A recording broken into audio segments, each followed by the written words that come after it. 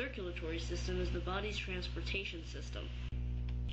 Oxygen molecules bond to the hemoglobin in red blood cells. The red blood cells then take the oxygen all over the body to where it is needed.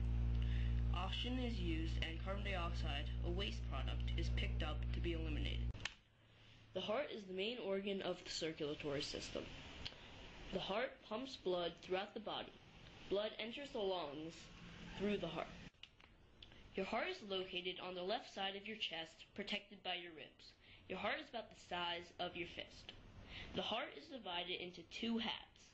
On the right half is mostly oxygen-poor blood, while on the left half is mostly oxygen-rich blood. The wall that separates the two halves is called the septum. If there is a hole in the septum, the person will not be able to get enough oxygen into their body, because oxygen-poor blood will be mixing with oxygen-rich blood. The pacemaker is a group of cells in the right atrium.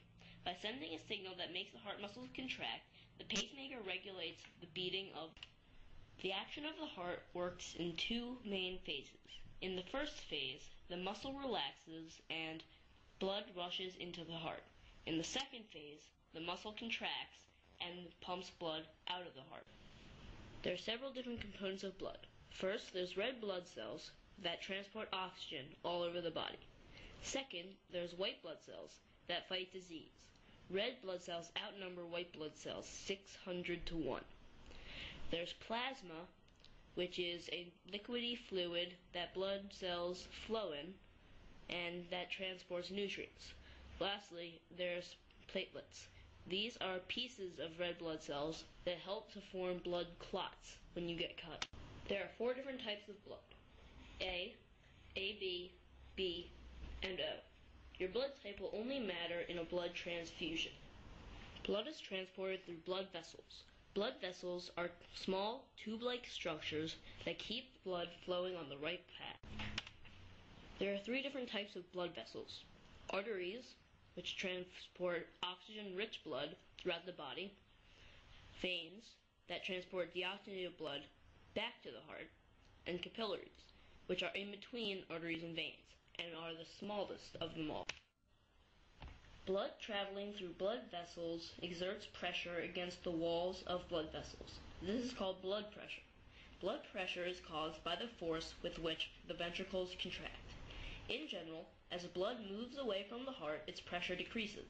This is because the further away from the heart the blood moves, the lower the force of the ventricles. Blood pressure in capillaries and veins is much lower than that in arteries, because arteries are closer to the heart. If your blood pressure is too high, you may have a disorder called hypertension. Hypertension is a serious threat because there are no obvious symptoms to warn you.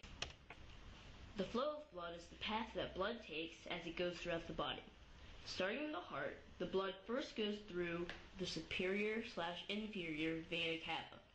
Then into the right atrium, blood moves through the tricuspid valve into the right ventricle. Then up through the pulmonary valve, blood enters the pulmonary artery. Blood from the artery goes into the lungs. In the lungs, gas exchange occurs. Carbon dioxide is dropped off while oxygen is picked up. Then, blood goes through the pulmonary veins back into the heart, into the left atrium. Then, through the mitral valve, the blood goes into the left ventricle. Up through the aortic valve, the blood goes through the aorta/descending aorta, depending on which side of the body it's going to. After the blood leaves the aorta, it goes through arteries. The arteries become smaller and smaller until they turn into capillaries. In capillaries, gas exchange occurs once again, but this time, oxygen is being dropped off and carbon dioxide is being picked up. Then, the capillaries get bigger and bigger until they turn into veins. Through the veins, the blood goes back to the heart. As blood travels through the capillaries in the cardiovascular system, some of the fluid leaks out. It moves through the walls of capillaries and into surrounding tissues. This fluid carries materials that the cells in the tissues need. After bathing the cells, this fluid moves into the lymphatic system.